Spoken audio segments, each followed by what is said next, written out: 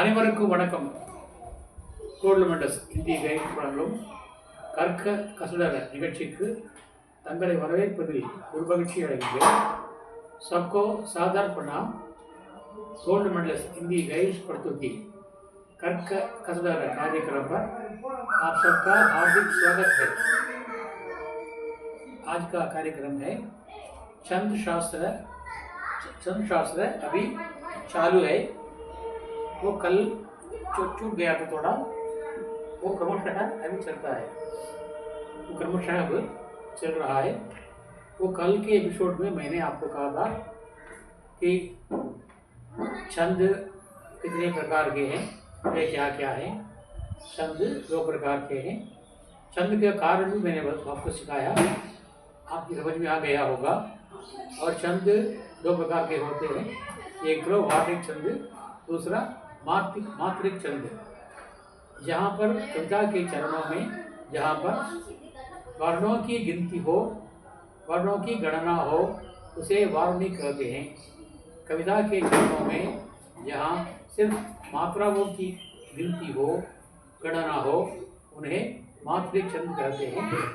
उच्चारण के समय के आधार पर वो लघु गुरु का निर्णय किया गया है. समय कम हो तो उसके लिए 1 मात्रा, समय ज़्यादा हो तो उसके लिए 2 मात्राएँ. 1 मात्रा उसको लघु कहते हैं, 2 मात्रा को गुरु कहते हैं. लघु का चिन्ह लाइक आई, गुरु का चिन्ह लाइक एस, लाइक एस के समान है. इसलिए ये आप जान लीजिए और इसी के आधार पर हम आगे बढ़ेंगे.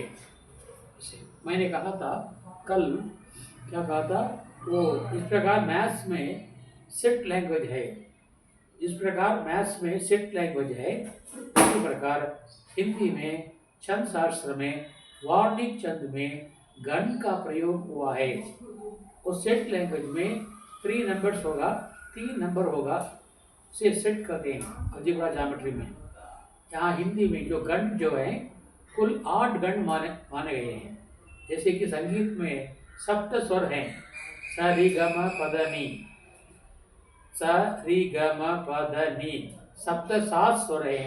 उसी प्रकार यहाँ पर 8 गण होते हैं. 8 गण हैं. इन 8 का निर्वाह आपको वार्णिक छंद में जरूर करना चाहिए. उसके लिए हर एक के अलग अलग इस प्रकार तो शादी गम्मा पदनी वो स्वर 7 हैं. எவ்வாறு ஸ்வரங்கள் 7 அதுபோல கணங்கள் 8. அந்த கணங்களுக்கு வெவ்வேறு பேர் உண்டு. उस प्रकार और स्वर में अलग अलग रागम है. संस्कृत रागम இருக்கிறது, ராக है. அந்த ராகத்துக்கு ஏற்ப அந்த பாடலுடைய தரம் ஏற்ற இறக்கம் மாறுபடும். அதை ஆரோகணம் அவரோகணம் பாரு. ஏற்றம் ஏறும் பொழுது ஏற்றும் பொழுது அது ஆரோகணமாகும், இறங்கும்போது அது அவரோகணமாகும். அப்படி அங்கே 7 இருப்பதை போல இங்கே 8 இருக்கிறது. 8க்கும் தனித்தனி பெயர் இருக்கிறது. அவை என்னென்ன? நம்முடைய பாடப்பகுதியிலே, பிரவீன் உத்தராத் பாடப்பகுதியிலே உள்ளவைகள் என்னென்ன என்பதை பற்றி அவற்றில் சிலவற்றை பார்ப்போம். சில அந்த சந்துகளை நான் ஞாபகங்களுக்கு கற்பிக்கிறேன். அதை வைத்து நீங்கள் அப்படியே ஏறலாம். எப்படி ஏறுவது நான் ஒரு கற்றுத் தருவேன். அப்பொழுது நீங்கள் ஏறிக்கொள்ளலாம், படித்து கொள்ளலாம், மார்க் வாங்கலாம், பாஸ் செய்யலாம். அதோட அறிந்து கொள்வது நல்லது. பாஸ் செய்வது பெறுதல்ல, நமக்கு நாலேஜ் வேண்டும். மார்க் மட்டும் பெறுதல்ல, நாலேஜ் வேண்டும். மார்க் என்பது அது ஒரு அளவுகோல் தான் தவிர மற்றபடி அறிவுக்கும் மார்க்குக்கும் சம்மந்தமே கிடையாது. அதனால் எத்தனையோ பேர்கள் படிக்காதவர்கள் மேயா இருக்கிறார்கள், மருத்துவராக இருக்கிறார்கள், பிரைம் மினிஸ்டராக இருக்கிறார்கள். எத்தனையோ பேர்கள் படிக்காதவர்கள். ஆப்ரஹாம் லிங்கன், அமெரிக்காவுடைய ஜனாதிபதி, முன்னாள் ஜனாதிபதி ஆப்ரஹாம் லிங்கன், அவர் ஒரு சாதாரண செருப்பு தைக்கும் தொழிலாளருடைய மகனாவார். இதுபோல அறிவுக்கும் பதவிக்கும் படிப்புக்கும் மார்க்குக்கும் சம்பந்தம் கிடையாது.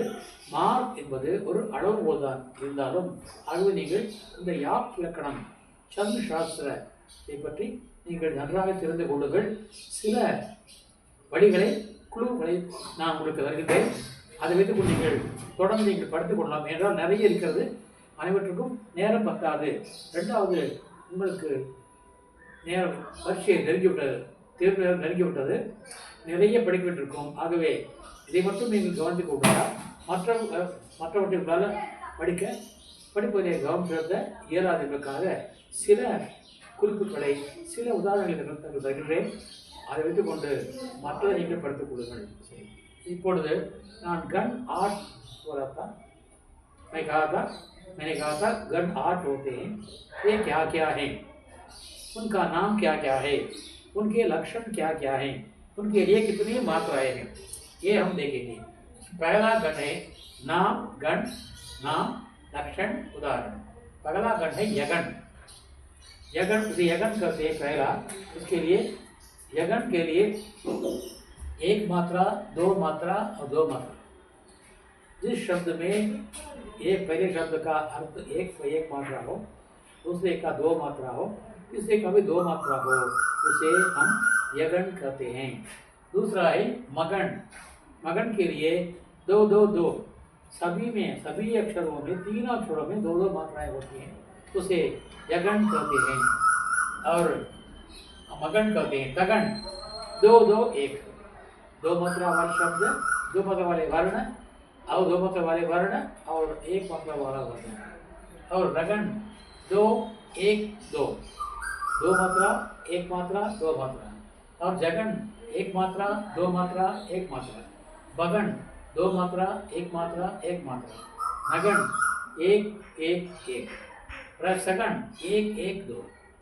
एक यगन, मगन, अगन, रगन, जगन, बगन, नगन, सगन, ये 8 गण हैं। इन्हीं 8 गणों के अंतर्गत सारी वार्णिक शब्द आ जाते हैं। इसका अलग अलग नाम है। इस प्रकार स्वरங்கள் 7, ராகங்கள் நிறைய, ராகங்கள் அநேகம், அதேபோல பாடல்கள் அநேகம். அதுபோல இங்கே இந்த கண் ஸ்வரங்கள், கண் 8 தான். அதை வைத்து கொண்டு வருகின்ற அந்த யாப்புக்கள், ராகங்கள் நிறைய உண்டு. அவற்றிலே சிலவற்றை நமக்கு कल्पित पगला गण यगन है। उसके लिए मात्रा क्या है?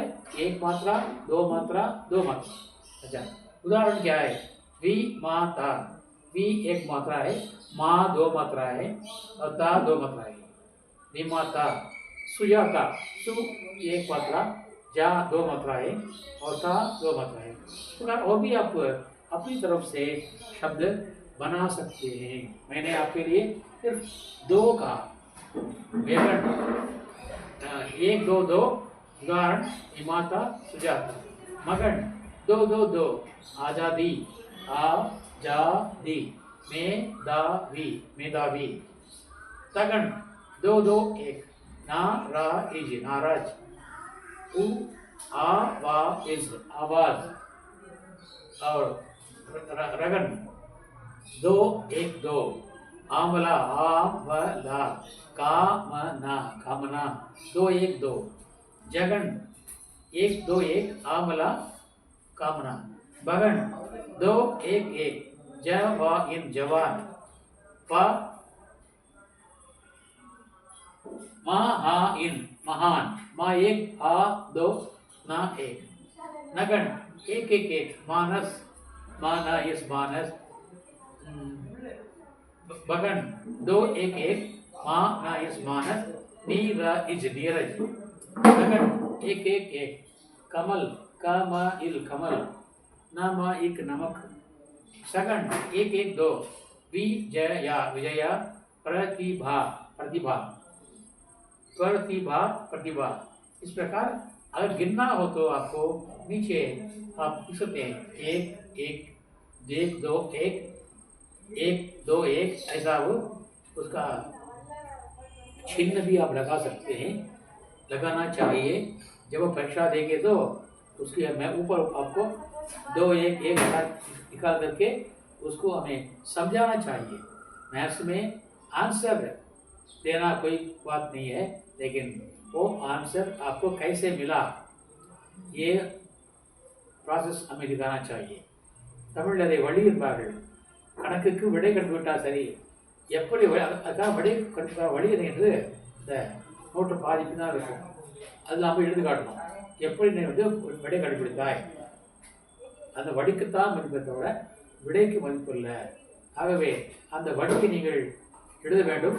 ஆகவே இப்போ இமாத்தா என்றால் வி மேலே ஏக் போடணும், மா மேலே தோ போடணும், தா மேலே தோ போடணும். வி एक, माँ दो, ता दो, सु एक, जा दो, ता दो, आज़ादी आ दो, जा दो, दी दो, मेधावी दो दो दो, दो दो एक, दो दो एक, दो एक दो, दो एक दो, एक दो दो, एक एक दो एक, दो एक एक, दो एक एक, एक एक एक, ऐसा एक एक एक, एक एक एक, एक दो दो, दो एक एक दो, एक एक दो। इस प्रकार यह लघु और गुरु चिन्ह हमें लगाना चाहिए, वो अनिवार्य है, इसको आप जरूर लगाइएगा। आंसर के समय ऊपर उदाहरण के समय हमें ये सब दिखाना है। ये दो वाला चिन्ह, एक वाला चिन्ह हमें लिख के बताना है कि ये सही है। वो सवाल करने वाले हमारा उत्तर पुस्तिका जो है उसकी जांच करने वाले सिर्फ उसको देखेंगे और लक्षण को देखेंगे, ठीक करा देंगे। ये 8 गण, इसके अंतर्गत सभी वार्णिक छंद आ जाते हैं। मात्रिक छंद की कोई शिक्षा नहीं है, सिर्फ मात्राओं की गिनती करें बस वही है। उसमें क्या है, कुछ के लिए 24 मात्राएँ, कुछ के लिए 18 मात्राएँ, इस प्रकार कुछ नियम है, वो अलग अलग हम पढ़ेंगे है ना। ராகங்கள் நிறைய உண்டு, ஒவ்வொரு ராகத்துக்கும் என்னென்ன அந்த ஸ்வரங்கள் உண்டு, அதை நாம் படித்துக் கொள்ளலாம். அதுபோல் இங்கே நாங்கள் படித்துக் கொள்ளலாம். முதலில் இந்த வர்ணத்துக்கு மட்டும் வார்ணிக் சந்துக்கு மட்டும் நாங்கள் இந்த ரூட்ஸ் அண்ட் ரெகுலேஷன் நாங்கள் கண்டிப்பாக தெரிந்து கொள்ள வேண்டும். இது தெரியாவிட்டால் உங்களுக்கு அந்த கைடில் வந்து புக்கில் வந்து எழுதிப்பார்கள், इसमें 2 गण 8 3 गण 8 गण होते हैं என்று குறிப்பிட்டிருப்பார்கள். உங்களுக்கு புரியாது, ஏன்னா 7 गण 2 गण 3 गण சொல்கிறாரு என்னவென்றே உங்களுக்கு புரியாது. ஆகவே முதல் நீங்கள் இதை தெரிந்து கொள்ள வேண்டும். இதான் அடிப்படை பேசிக்கு. இதை தெரிந்து கொண்டு விட்டால் எனக்கு பாருங்க, நீங்கள் ஹார்மோனியம் வாசிப்பை பார்த்துருப்பீர்கள், கண்ணை முடிச்சு வாசிப்பாங்க, எங்கேயோ பார்த்துருப்பாங்க, அப்படியே வாசிப்பாங்க. என்றால் அவங்களுக்கு தெரியும் எந்த கையை விரல் எங்கே வைத்தால் எந்த கட்டையும் தெரியும். அந்த கற்பிக்கும் போதே அவர் கற்றுக் கொடுப்பாங்க. சாவுக்கு இந்த கட்டை, ரீக்கு இந்த கை வைக்கணும், காக்கு இந்த விரல் வைக்கணும், காவுக்கு இந்த விரல் வைக்கணும், மாவுக்கு இந்த விடை அந்த விரலை கற்றுக் கொடுப்பார்கள். அந்த விரல் தானாக வரும், பழகிவிட்டால் தானாக அந்த இது இந்த கை ஆட்டை இருக்கும், இந்த கை தானாக வரும். இப்படி தான் வந்து உங்களுக்கு வந்துட்டது கீபோர்டு. இந்த வேலை மிச்சம் கீபோர்டில் தட்டினா போதும், வெள்ளை மட்டும் தட்டினா போதும், அங்கே நமக்கு இசைமலை பொழியும். அதுபோல் இங்கே நீங்கள் கண் தெரிந்து கொண்டால் பிறகு உங்களுக்கு அதுக்கான அந்த ஒவ்வொரு கண்ணுடைய பெயரையும் அதனுடைய உதாரணங்களையும் எழுதுவது மிக மிக எளிமை. சரி, ஏஜி எவ்வளவு 8 இருக்கிறது, 8க்கும் உதாரணம் இருக்குது, 8க்கும் லக்ஷன் இருக்கிறது, சிம்பிள் இருக்கிறது, அதுக்கு உதாரணம் சொல்லிங்க. சரி, எனக்கு வரலையே சார், எனக்கு எக்ஸாம்பிள் சொல்ல வரலையே சார் என்று நீங்கள் சொல்வது எனக்கு இருக்கின்றது. அதற்கு ஒரு கோர்ஸ் நம்மளுக்கு முன்னோர் சொல்லிக்கிறார்கள், அதான் சூத்திரம். சூத்திரம் பாருங்க, சூத்திரம் போடுறதுனா சூத்திரம் என்பது ஒவ்வொரு யாப்புக்கும் உண்டு. இப்போ தோஹா சந்தா சூத்திரம் இருக்கும், சோர்டாவா சூத்திரம் இருக்கும், ஹரிகீதிகாவா சூத்திரம் இருக்கும், சப்பையா சூத்திரம் இருக்கும், सवैयावा सूत्र को कवित्व चंदा सूत्र को वो अरे के लिए सूत्र होता है। उस सूत्र को वैसे कि वैसे आप लिख देंगे तो भी उसको उसके भी आपको अंक मिलेगा। सूत्र மட்டும் நீங்கள் ஒவ்வொன்றுக்கு மனப்பாடத்துக்கு போனால் உங்களுக்கு மதிப்பெண் கிடைக்கும். ஆகையினாலே சூத்திர மிக முக்கியமானது. ஆகவே நீங்கள் அதை நன்கு மனப்பாடம் சொல்ல வேண்டும். தோஹாவா இந்த சூத்திர, சோரட்டாவா இந்த சூத்திர, அதை மட்டும் ஞாபகம் வைத்துக் கொண்டால் நீங்கள் இந்த எக்ஸாம்ஸை தேடி போக வேண்டிய அவசியம் உங்களுக்கு வராது. மைண்ட் அப்செட் சொல்லிக்க முடியாது, எங்கே எந்த பாடலில் எந்த கதையில் வந்து இந்த கண் வருது, எந்த பாடல்களிலே இந்த கண் வருது என்று நீங்கள் தேட வேண்டிய அவசியம் வராது. சூத்திரம் மட்டுமே நீங்கள் பார்த்து கொண்டால் போதும். சரி, இப்போ நான் எழுதிவிட்டேன். आठ गण எழுதியிருக்கிறேன். அதுக்கு நேம் नाम निकाय मैंने, उदाहरण लक्षण निकाय उदाहरण भी दिया है. इन सभी को एक सूत्र में हम बांध सकते हैं. कैसे? இந்த எல்லாவற்றையும் நிறைய குச்சி இருக்கிறது, விரல் குச்சி, அதை எடுத்து நாம் தலைமுறை வைத்துக் கொள்ள வேண்டும், போக வேண்டும். ஒவ்வொன்றாக எடுத்து விட்டால் மீண்டும் சென்று விடும். என்ன செய்வோம், ஒரு கயிற்றை எடுத்து ஓட அடிக்க வச்சு அதை கட்டிக்குவோம். கட்டிக்கிட்டால் நிற்கும். அதான் சூத்திர, அந்த கயிறு சொல்கிறாங்க. சூத்திரதாரிப்பார்கள். நாங்கள்லாம் இறைவனுடைய குழந்தைகள். இறைவன் 2 பொம்மைகள் படைத்தான் தான் விளையாட. அவ இரண்டும் சேர்ந்து பொம்மையை படைத்தான் தான் விளையாட என்று கவியரசர் பாடுகிறார். இறைவன் 2 பொம்மைகள் செய்தான் தான் விளையாட, அவ இரண்டும் சேர்ந்தொரு பொம்மை செய்தான் தான் விளையாட என்று எழுதுவார். அதுபோல இறைவன் நம்மை ஆட்டி வைக்கிறான். அதான் சூத்திரதாரி என்பார்கள். அவன் கையிலே கயிறு இருக்கிறது, நம்மை ஆட்டி வைக்கிறான். நீங்கள் பொம்மலாட்டம் பார்த்துருப்பீர்கள். அதை மேலே நின்றுப்பாரு, ஸ்கீம் தினம் நின்றுப்பாரு, கைப்பட்டு ஆடும். அந்த கையை கேட்பா எப்படிதான் அந்த கை ஆடுகிறதோ அப்படிதான் அந்த பொம்மையானது ஆடும். அதுபோல இறைவனாகிய பொம்மலாட்டக்காரன் சூத்திர கையினால் நம்மளை ஆட்டி வைக்கிறான். ஆகவே நாம் ஆடுகிறோம். அதுபோல இங்கே சூத்திர முக்கியமானது. ஒவ்வொன்றுக்கும் சூத்திரம் முக்கியமானது. சூத்திரம் என்றால் அதாவது அதற்கான இங்கிலீஷ். இப்போ நீங்கள் மருந்து வாங்கியிருப்பீர்கள், மிஷின் வாங்கியிருப்பீர்கள், மாத்திரை வாங்கியிருப்பீர்கள் இல்லையா? அந்த மாத்திரையுடைய பாட்டில் பின்னால் பாருங்கள், இந்த ஃபார்முலாம் போட்டிருப்பாங்க. இது vitamin C 3%, vitamin B 3%, vitamin C 3%, alcohol 3% போட்டிருப்போம் இல்லையா? அது பேர் தான் ஃபார்முலா என்பது. ஆகிய அந்த ஃபார்முலா வந்து கண்டுபிடிப்பதுதான் அவசியம். அந்த ஃபார்முலாவை தெரிந்து கொண்டு விட்டால் அதன்படி அவன் தன்னுடைய மருந்துகளையோ மாத்திரைகளையோ எதையாதான் சரி, எல்லாத்துக்கும் ஃபார்முலா உண்டு. இன்றைக்கி ராக்கெட் விண்ணிலே ஏவப்படுகிறது, அதுக்கும் கூட ஃபார்முலா உண்டு. எல்லாவற்றுக்கும் சமையல் கூட ஃபார்முலா உண்டு. சமைப்பதை கூட அம்மா சமைப்பாங்க அல்லவா, அதுக்கும் ஃபார்முலா உண்டு. இது இவ்வளோ போடணும், அது எவ்வளோ போடணும், மசாலா இவ்வளோ போடணும், மிளகாய் இவ்வளோ போடணும், காரம் இவ்வளோ போடணும், உப்பு இவ்வளோ போடணும், புளி இவ்வளோ சேர்க்கணும் என்று அனைத்துக்கும் இங்கே ஃபார்முலா உண்டு. அந்த ஃபார்முலாவை கண்டுபிடிப்பது மிக நல்லது. அதுதான் சூத்திரம் என்பது. அந்த ஃபார்முலா தான் சூத்திரம் என்பது. நாங்கள் வாங்கும்போது தெரிஞ்சுக்கலாம், இதெல்லாம் இல்லை கலந்துருக்கா, சரி இந்த மருந்து நல்லா இருக்கும், இதெல்லாம் இல்லை கலந்துருக்கெல்லாம் சேரலையா, இந்த மருந்து அதிகம் பயன் தராது, இதெல்லாம் வாங்க மாட்டோம். அப்படி ஒவ்வொரு மருந்திலும் ஒவ்வொரு பொருளுக்கும் ஃபார்முலா உண்டு, சூத்திரம் உண்டு. இன்றைக்கு மிகப்பெரிய கம்பெனிகள்லாம் வந்து நிறைய மேகமாக பாப்புலராக இருப்பாங்க. அவர்கள் இந்த சூத்திரம் சொல்ல மாட்டாங்க. யாரெல்லாம் அதை கண்டுபிடித்தாரோ அவரை வந்து பத்திரமாக வைத்திருப்பார்கள். நிறைய திரைப்படங்களை பார்த்துருக்கலாம்.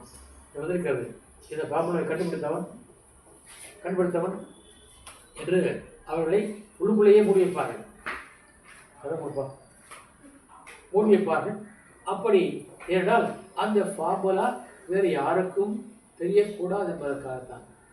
அதுபோல் இந்த ஃபார்முலா எல்லோருக்கும் தெரியட்டும். நான் தெரியக்கூடாது சொல்லவில்லை, எல்லாருக்கும் தெரியட்டும். நீங்களும் சொல்லுங்கள்.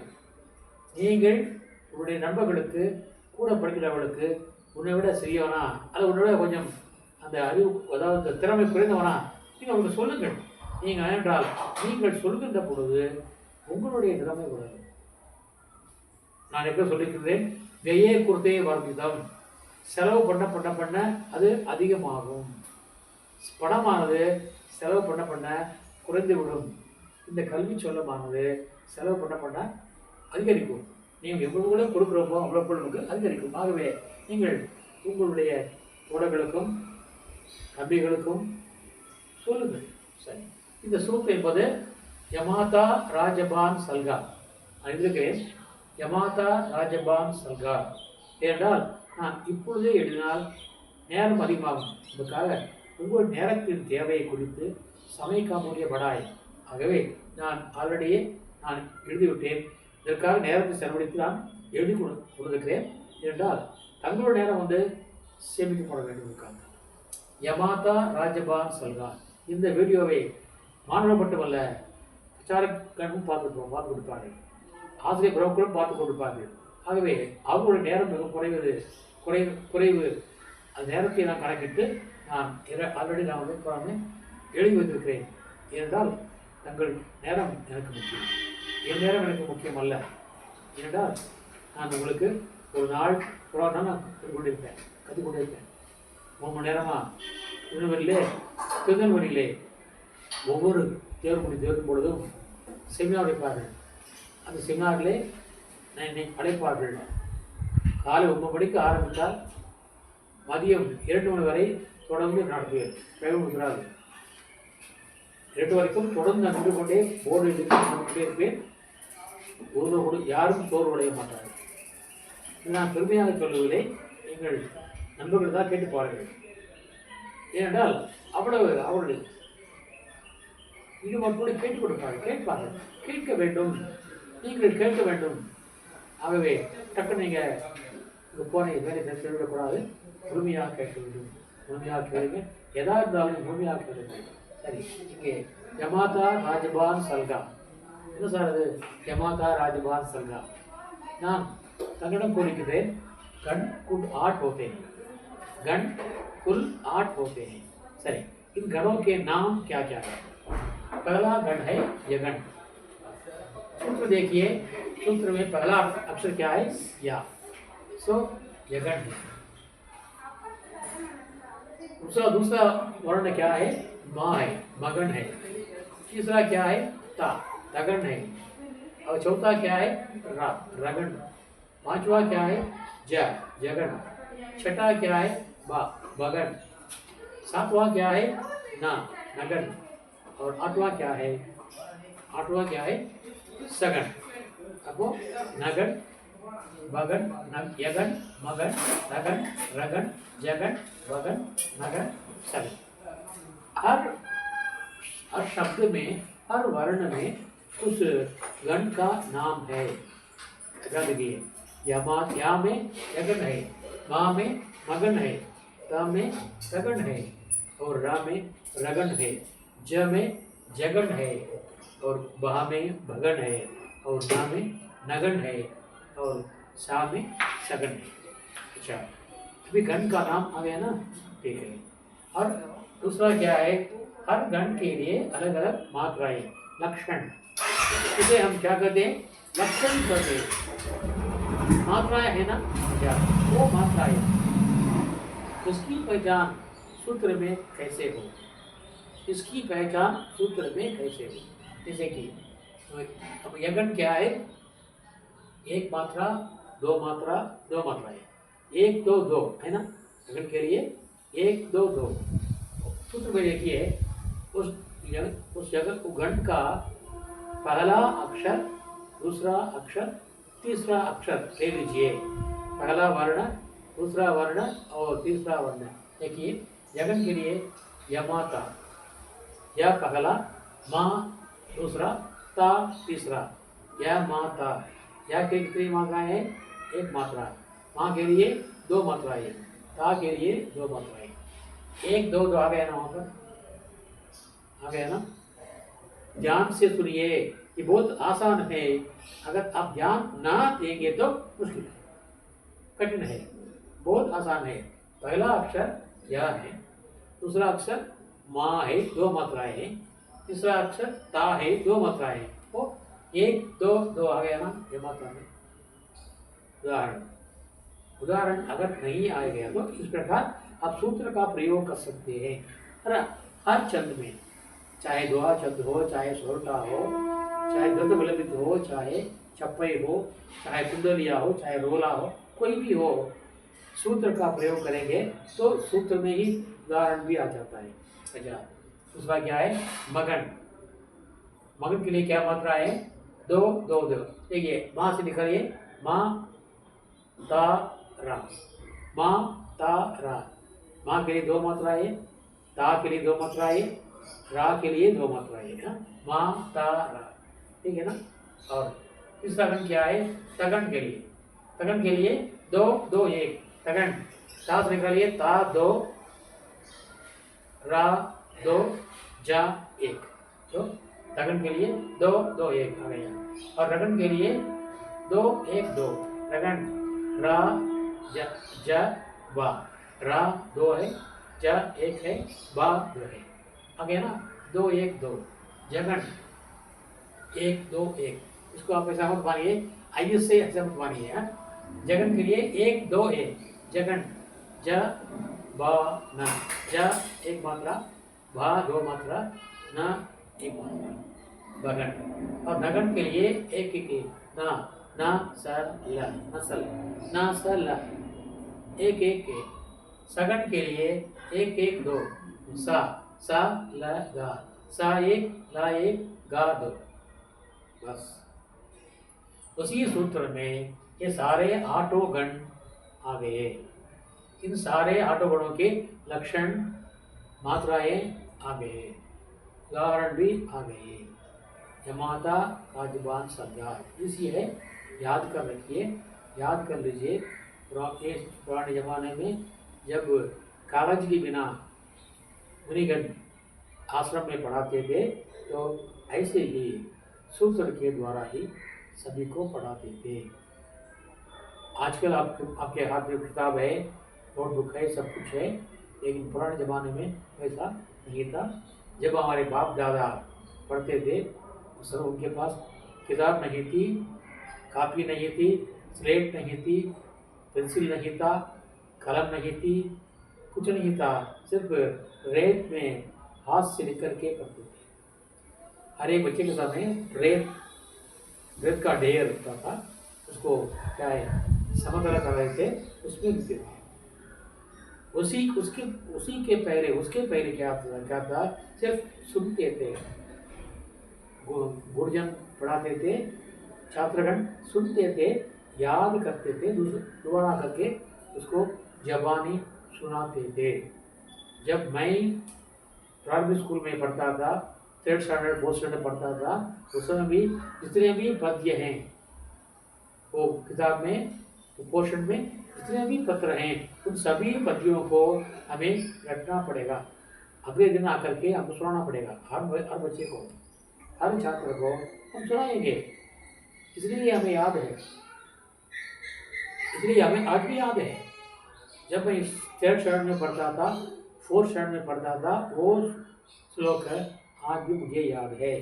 इसका कारण क्या है, उन्होंने याद करने का, रटने का अभ्यास कराया था, वही अभ्यास आज भी याद। इसलिए आप ये सूत्र जो है, सूत्र का पालन कीजिए।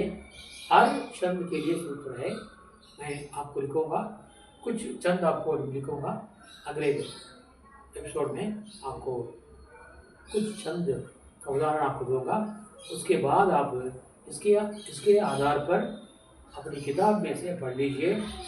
अपने अध्यापक हो तो उनसे पूछ करके आप समझ लीजिए, ताकि वही आपके लिए लाभदायक रहेगा। क्योंकि मेरे पास समय नहीं है, आपका समय चुराना मैं नहीं चाहता, आपका समय लेना मैं नहीं चाहता। इसलिए आपको समय के अभाव के कारण, समय की समस्या के कारण आप लोगों को बहुत थोड़ा सा मैं पढ़ा रहा हूँ। आप इसको अपने दिल में याद कर लीजिए। इसी के आधार पर आप पढ़ते आइए। देखिए, लघु के लिए 1 मात्रा, गुरु के लिए 2 मात्राएं। चिन्ह लघु वाला लाइक आई, और गुरु के लिए लाइक यस। इसको आप आई यस ऐसा मत पढ़िए, 1 मात्रा है, 2 मात्राएं है। इस प्रकार याद रखिए, याद रख करके आप पढ़िए और आगे बढ़िए। इसलिए यहाँ पर गण 8 होते हैं। गणों के नाम मैं दे दिया, लक्षण दे दिया, उदाहरण दे दिया। आसान के लिए अभी मैंने सूत्र भी वहाँ पर बोर्ड पे दिखा दिया। आप इसको याद रखिए, आप मनन कीजिए। अगर आपकी समझ में ना आए तो दोबारा पढ़िए। ये वीडियो जो है दोबारा देखिए, एक लाइन को देखिए, एक लाइन को देखिए, उसके आधार पर आगे बढ़िए तो आपके लिए सुविधा होगी। ये नहीं है कि आपको दोबारा ये वीडियो नहीं देखना चाहिए, ऐसी बात नहीं है। आप वीडियो को देखिए और बार बार देखिए, उसी के आधार पर आगे बढ़िए। देखिए, मेरी आपसे सविनय प्रार्थना है। और आज मैंने आपको गणों के नाम, लक्षण, उदाहरण और सूत्र बता दिया है। कल आपके लिए कुछ वार्णिक छंद और मात्रिक छंद दोनों का उदाहरण दे करके आपको समझाने वाला हूँ, क्योंकि ज़्यादा ये ऐसा विषय है, ये ऐसी बात है, इसको ज़्यादा समय लेने से आपको समझने में बड़ी कठिनाई मालूम होगी। इसी कारण मैं कम समय में समय ज़्यादा नहीं लेना चाहता, इसलिए कम समय में आपको एक एक करके एक स्टेप आगे बढ़े।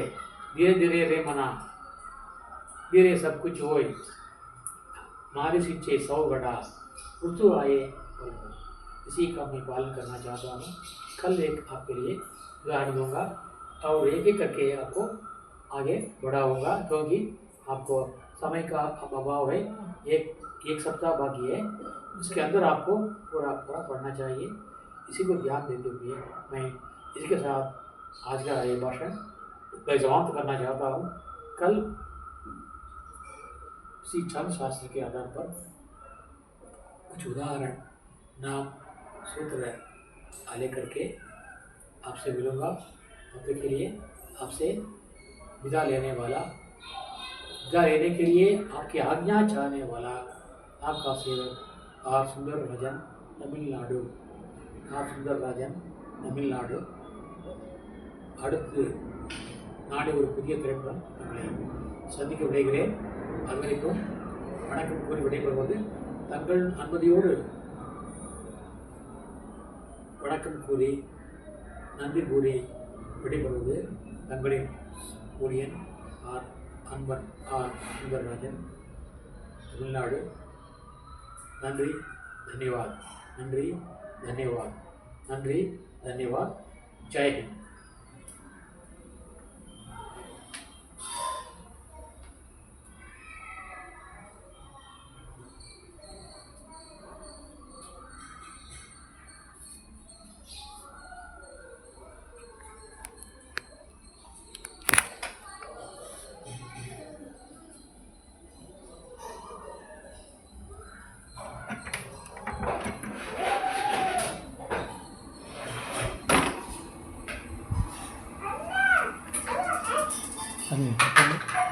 Ano, kapa mo.